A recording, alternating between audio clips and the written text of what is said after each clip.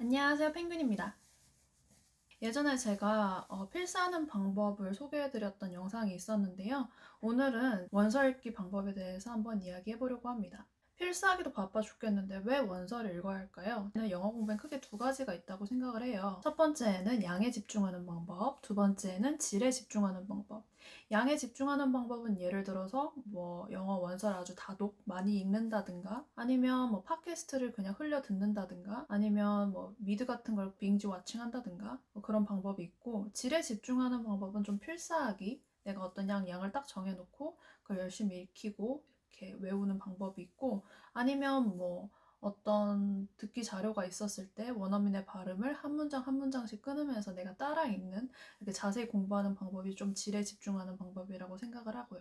제 생각에는 이 양에 집중하는 방법과 질에 집중하는 방법이 같이 가야 한다고 생각을 합니다.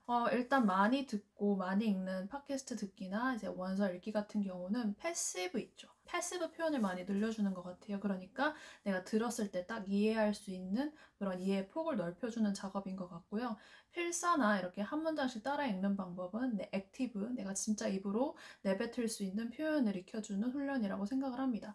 이 두 개가 같이 가야 이해도 잘할 수 있고 또 내가 직접 잘 말을 할 수가 있겠죠. 또 개인적으로 제가 생각하기에는 읽기 능력이 듣기 능력에도 직접적으로 연관이 있다고 생각을 하거든요. 왜냐면 원서나 영어 텍스트를 읽었을 때 한 번에 딱 읽었을 때 이해가 되는 거는 들었을 때도 딱 이해가 되기가 쉬운데, 내가 딱 읽었을 때 한 줄 딱 읽고 딱 이해가 되지 않는 문장은 들었을 때도 그렇게 한 번에 이해되기가 쉽지가 않아요. 그래서 미리 원서 같은 걸로 좀 많이 여러 문장의 구조를 보고 또 반복을 하고 익힘으로써 거기에 익숙해지면 이제 비슷한 구조의 문장이 나왔을 때 한 번에 이해할 가능성도 높아지는 거죠. 그래서 제 생각에는 원서 읽기 같은 이런 읽기 훈련과 듣기 훈련에도 많은 연관이 있다고 생각을 합니다.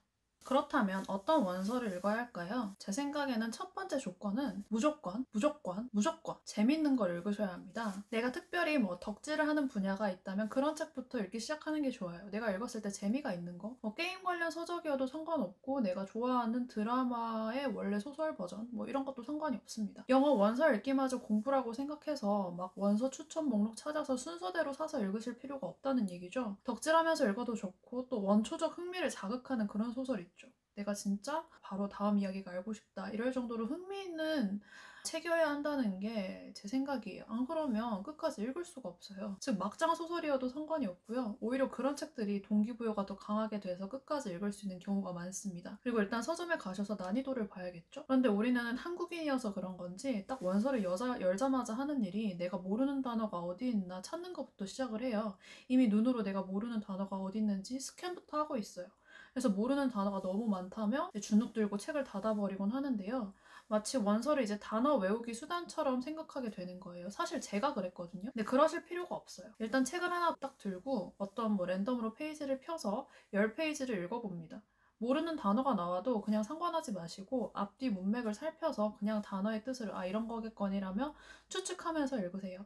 유추할 수가 없더라도 그냥 넘어가요. 그래서 10페이지를 읽었을 때 누가 무엇을 어떻게 어디서 했다는 게 대충 이해가 되면 그 책은 그냥 읽으셔도 되는 겁니다. 이렇게 10페이지를 읽었는데 전혀 이 사람이 뭘 한지 모르겠다 하면 좀 다른 책으로 넘어가셔야겠죠. 우리도 한국어 책을 읽을 때 우리가 의식하지 못하는 걸 수도 있지만 모든 단어를 완벽하게 알아서 그 책을 읽는 게 아니에요. 그냥 모르는 단어, 좀 뜻이 희미한 단어가 나와도 그냥 이런 거겠거니 하고 지나가는 거죠. 이렇게 긴 호흡으로 좀 독해를 하실 필요가 있어요. 우리가 수능 지문 보듯이 일일이 막 영어 문장을 쪼개서 이렇게 수술하듯이 막 문장을 다 쪼개서 읽을 필요는 없다는 겁니다. 서점이나 도서관을 돌면서 나랑 좀 케미가 맞는 그런 도서를 찾는 게 중요합니다. 저는 대학교 때 영문소설 섹션에서 거의 1시간을 이런 식으로 무슨 책을 읽을지 고민도 많이 했던 것 같아요. 이렇게 나랑 좀 맞는 책을 찾아서 끝까지 읽어봐야겠다 이런 다짐을 하시는 게 가장 중요하다고 생각을 하고요. 그런데 나는 이도 저도 모르겠다. 내가 흥미있는 분야의 책을 읽어보려고 해도 너무 어려워서 못 읽겠다 싶으신 분들은 제가 약간 가이드를 드릴게요. 원서 읽기가 처음이에요 하시는 분들은 이제 어느 정도 중고생 수준의 영어는 떼셨을 거고 토익도 한번 보셨을 수도 있고 안 보셨을 수도 있고 어느 정도 그래도 영어로 된 텍스트를 좀 읽어봤다 하실 분들이 있을 것 같아요. 제 개인적으로 영어 원서를 읽었던 순서를 생각해보면 제일 첫 번째로 추천드리고 싶은 소설이 시드니 셀던의 시리즈입니다. 제가 대학 갓 입학해서 많이 읽었던 소설인데요. 훨씬 전 세대 분들 중에서도 이 소설을 추천하신 분들이 많을 거예요. 왜냐면 대학교 강의실에서 이제 수업 전에 혼자 이제 시드니 셀던 소설을 읽고 있는데 나이 지긋하신 교수님이 저한테 와가지고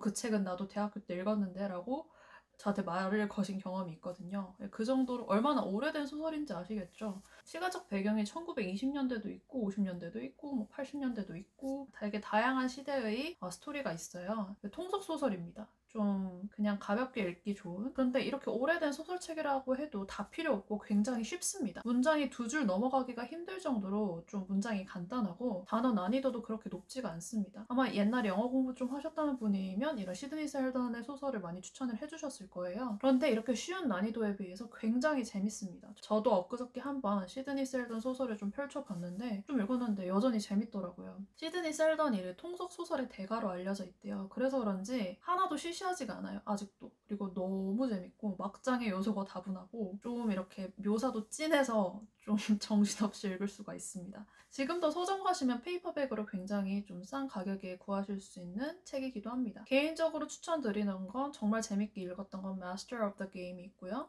또 If Tomorrow Comes라는 책도 있고 Tell Me Your Dreams도 있고 뭐 Range of Angels 뭐 이것도 되게 재밌게 읽었고요.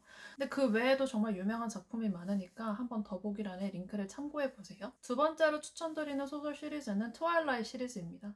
지금은 좀 예전 소설이 되었죠. 제가 어릴 땐 되게 핫했던 소설인데 제가 20대 초반에 재수하던 시절에 정말 잠이 오지 않을 정도로 설레서 읽었던 소설입니다. 트와일라이트 책을 보시면 책이 좀 되게 두꺼워서 질에 겁먹으실 수가 있는데 좀 행간이 되게 넓고 여백이 많거든요. 보기보단 양이 또 많지가 않아요. 또 문장 구조도 간단하고 좀 어휘도 그렇게 수준이 높지가 않아요. 그래서 스토리도 재밌어서 훅훅훅 넘어가게 됩니다. 예전에 백지연 아나운서라고 아시는지 모르겠는데 이제 백지연 아나운서님께서 인터뷰를 하신 걸 TV에서 본 적이 있는데 그분도 트와일라이트이 너무 설레서 창밖을 보면서 그 남자 주인공 에드워드를 생각하셨다고 하더라고요. 저도 좀 공감이 되어서 웃곤 했는데 책 속의 에드워드가 영화 속의 에드워드보다 훨씬 괜찮습니다.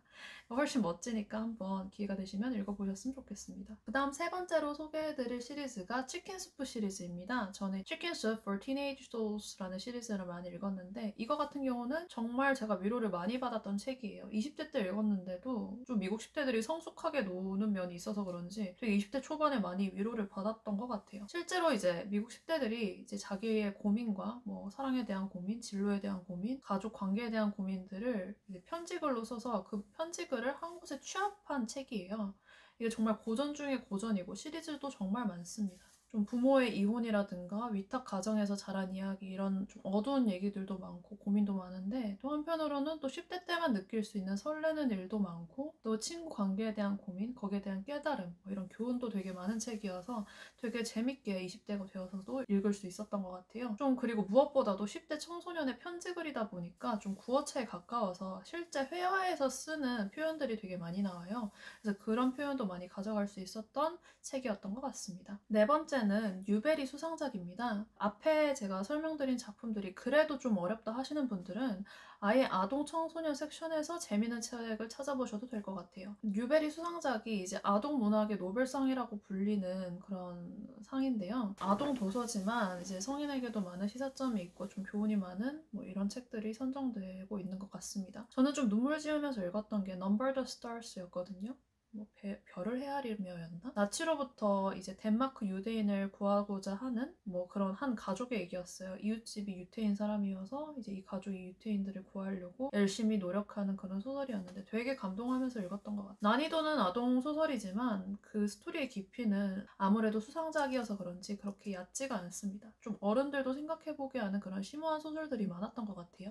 The Giver 같은 기억 전달자 이런 소설도 그랬고 그래서 한번 이 소설 중에서도 찾아보셔도 괜찮을 것 같습니다.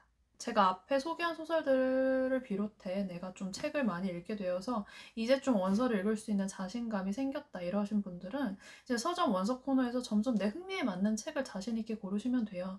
앞에서 말씀드렸듯이 원칙은 반드시 재밌는 거, 그리고 10페이지를 읽었을 때 스토리를 이해할 수 있는 거. 개인적으로는 좀 실력이 쌓이고 나서는 말콤 글래드웰의 소설을 많이 읽었던 것 같아요. 이제 우리나라에서는 1만 시간의 법칙으로 유명한 Outliers, 그 외에도 티핑 포인트, 블링크, 데이빗 앤 골리앗 뭐 이런 소설이 아니죠. 이런 책들이 있는데 최근에는 Talking to Strangers라는 책도 나왔더라고요. 좀 사회과학 서적이라서 어휘도 너무 문학적이지가 않고 좀 사회, 경제 분야에서 많이 쓰는 그런 좀 실용적인 표현이나 또 어휘들을 많이 늘릴 수 있었어요. 말콤 글래드웰이 이제 베스트셀러 작가인 만큼 내용도 되게 재밌어요. 사회과학 서적임에도 불구하고 되게 재밌게 읽었어요.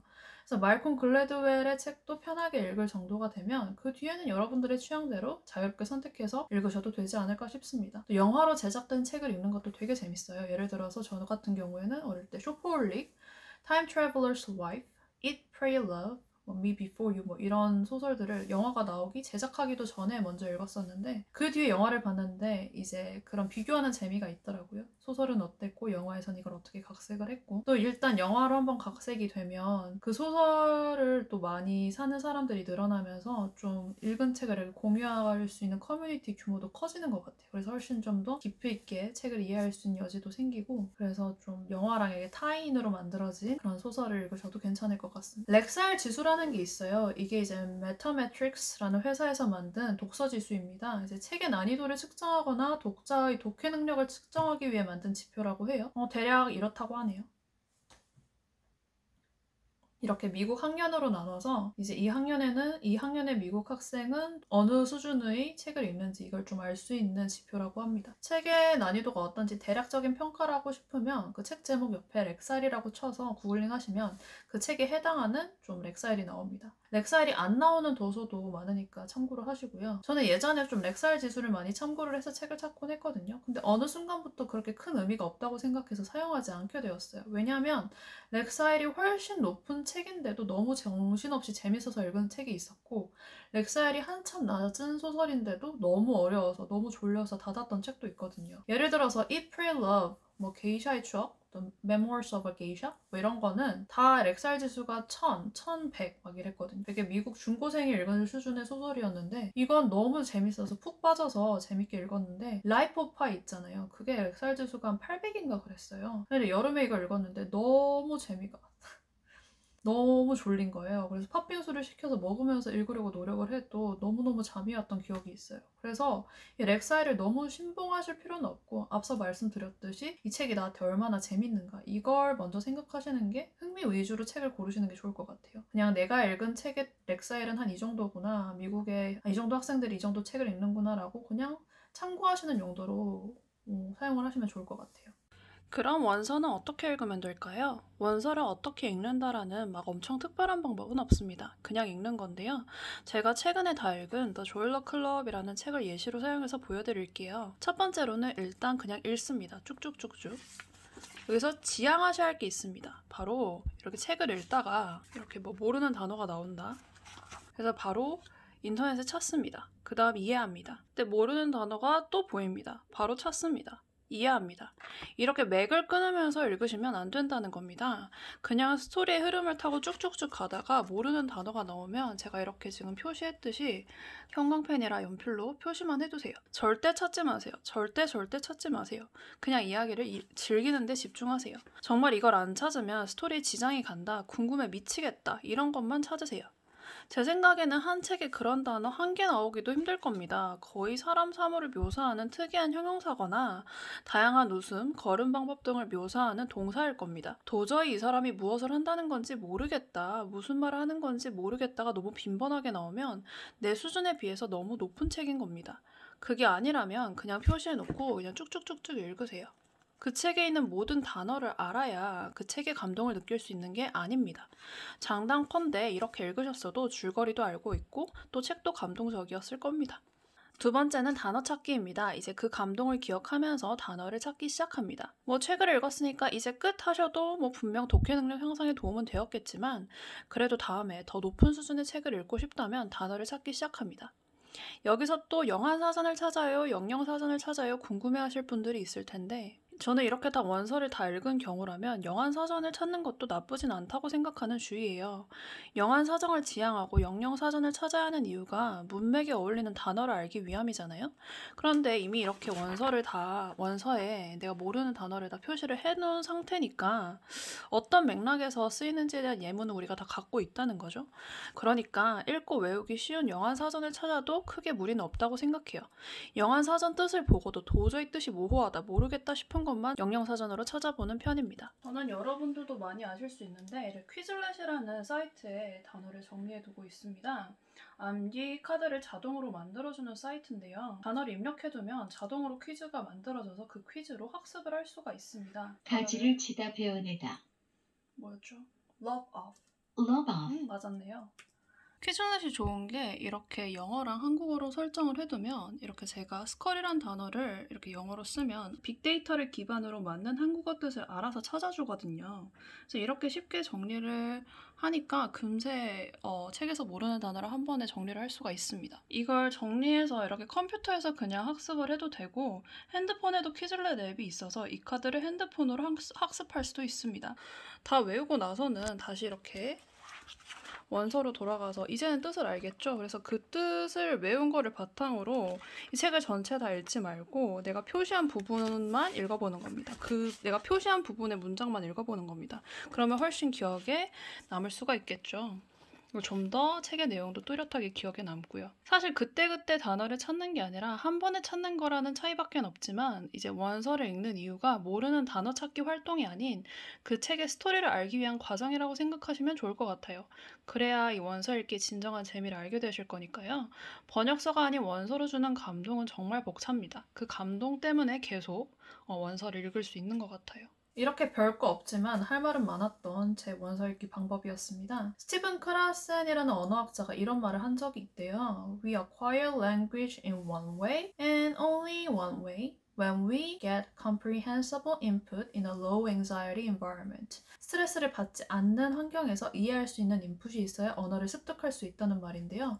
여기서 comprehensible input이란 모든 단어가 구조가 다 완벽히 이해되진 않아도 이렇게 의미로 알아들을 수 있는 그런 텍스트를 의미를 한다고 해요. 그런 말의 덩어리. 여러분들도 이제 단어를 모른다고 원서를 읽을 수 없다고 생각하지 마시고 한번 이런 제가 말씀드린 방법으로 차근차근 영어 읽기에 도전을 하셔서 좀 읽을 수 있고 이해할 수 있는 폭을 조금씩 넓혀가셨으면 좋겠습니다. 도움이 되셨다면 좋아요, 구독 부탁드리고요. 다음에 만나요. 안녕.